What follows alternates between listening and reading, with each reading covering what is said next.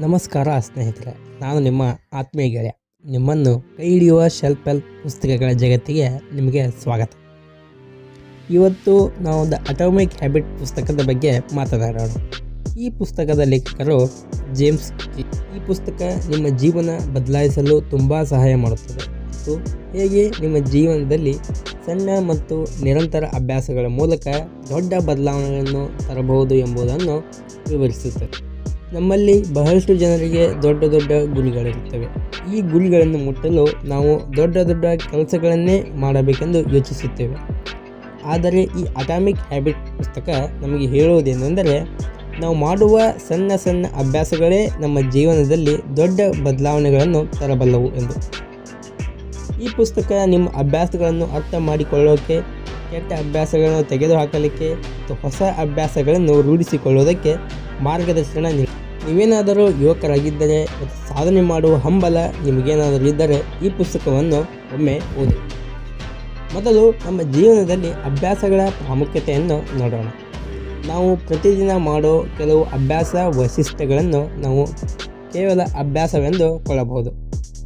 ಆದರೆ ಈ ಅಭ್ಯಾಸಗಳೇ ನಮ್ಮ ಜೀವನದ ದಿಕ್ಕನ್ನು ನಿಗದಿಪಡಿಸುವವು. ಅಟಾಮಿಕ್ ಹ್ಯಾಬಿಟ್ ಪುಸ್ತಕದಲ್ಲಿ ಹೇಳ್ತಾರೆ ನೀವು ನಿಮ್ಮ ಅಭ್ಯಾಸಗಳನ್ನು ನಿಖರವಾಗಿ ರೂಪಿಸಿದರೆ ನಿಮ್ಮ ಜೀವನದಲ್ಲಿ ನೀವು ಬೃಹತ್ ಯಶಸ್ಸು ಗಳಿಸಬಹುದು. ಅಂದರೆ ನಾವು ಪ್ರತಿದಿನ ಯಾವ ರೀತಿಯ ಅಭ್ಯಾಸಗಳನ್ನು ಬೆಳೆಸುತ್ತೇವೋ ಅದೇ ನಮ್ಮ ಯಶಸ್ಸಿನ ಹಾದಿಯನ್ನು ತೋರಿಸುತ್ತದೆ. ಮೂಲತಃ ಅಭ್ಯಾಸ ಅನ್ನೋದು ನಮ್ಮ ಆಟೋ ಪೈಲಟ್. ನಾವು ಯಾವಾಗಲಾದರೂ ಯೋಚಿಸದೆ ನಿರಂತರವಾಗಿ ಮಾಡ್ತಾ ಇರುವ ಒಂದು ಚಟುವಟಿಕೆ. ಉದಾಹರಣೆಗೆ, ಬೆಳಗ್ಗೆ ಎದ್ದಾಗ ನಿಮಗೆ ಕಾಫಿ ಕುಡಿಯೋದು ಒಂದು ಅಭ್ಯಾಸವಾಗಿರಬಹುದು. The power of small change. ನಿಮ್ಮ ಮನಸ್ಸಿನಲ್ಲಿ ಒಂದು ಪ್ರಶ್ನೆ ಇರಬಹುದು, ನನಗೆ ಒಂದು ವಿಶೇಷ ಸಾಧನೆ ಮಾಡಲು ದೊಡ್ಡ ಬದಲಾವಣೆ ಮಾಡಬೇಕು ಅಂತಲ್ಲ. ಆದರೆ ಅಟಾಮಿಕ್ ಹ್ಯಾಬಿಟ್ ಪುಸ್ತಕ ಏನು ಹೇಳುತ್ತೆ ಅಂದರೆ, ನೀವು ಸಣ್ಣ ಬದಲಾವಣೆ ಮಾಡಿದರೂ ಸಹ ನಿಮ್ಮ ಜೀವನದಲ್ಲಿ ದೊಡ್ಡ ಬದಲಾವಣೆ ತರುತ್ತದೆ ಅಂತ. ಅಟಾಮಿಕ್ ಹ್ಯಾಬಿಟ್ ಪುಸ್ತಕದಲ್ಲಿ ಒಂದು ಅದ್ಭುತವನ್ನು ತಿಳಿಸುತ್ತಾರೆ. ಅದೇನೆಂದರೆ 1% ಸುಧಾರಣೆ. ನಾವು ಯಾವಾಗಲಾದರೂ ದೊಡ್ಡ ಬದಲಾವಣೆಗಳನ್ನು ಸಾಧಿಸಲು ಪ್ರಯತ್ನಿಸುತ್ತೇವೆ. ಆದರೆ ಈ ತತ್ವ ಹೇಳುವುದೇನೆಂದರೆ, ಪ್ರತಿದಿನ ಕೇವಲ 1% ಸುಧಾರಣೆ ಮಾಡಿದರೆ ಸಾಕು, ಆ ದೊಡ್ಡ ಗುರಿಗಳನ್ನು ಸುಲಭವಾಗಿ ಮುಟ್ಟಬಹುದೆಂದು. ಈ 1% ಸುಧಾರಣೆ ನಮ್ಮಲ್ಲಿ ತಕ್ಷಣವೇ ದೊಡ್ಡ ಬದಲಾವಣೆಯನ್ನು ತರುವುದಿಲ್ಲ. ಆದರೆ ವರ್ಷಾಂತ್ಯಕ್ಕೆ ಇದು 37% ಹೆಚ್ಚಾದ ನಮ್ಮ ಸಾಮರ್ಥ್ಯವನ್ನು ನಮ್ಮ ವ್ಯಕ್ತಿತ್ವದಲ್ಲಿ ನಾವು ಗಮನಿಸಬಹುದು. ಉದಾಹರಣೆಗೆ, ನೀವು ಪ್ರತಿದಿನ 10 ನಿಮಿಷ ಓದುವ ಅಭ್ಯಾಸ ಮಾಡಿಕೊಳ್ಳಿ. ಆರಂಭದಲ್ಲಿ ಇದು ನಿಮಗೆ ಸಣ್ಣದಾಗಿ ಕಾಣಬಹುದು, ಆದರೆ ವರ್ಷಾಂತ್ಯಕ್ಕೆ ನೀವು 3650 ನಿಮಿಷಗಳನ್ನು ಓದುತ್ತೀರಿ. ಅಂದರೆ ಇದು ಸರಿಸುಮಾರು 60 ಗಂಟೆಗಳಿಗೆ ಸಮನಾಗಿರುತ್ತದೆ.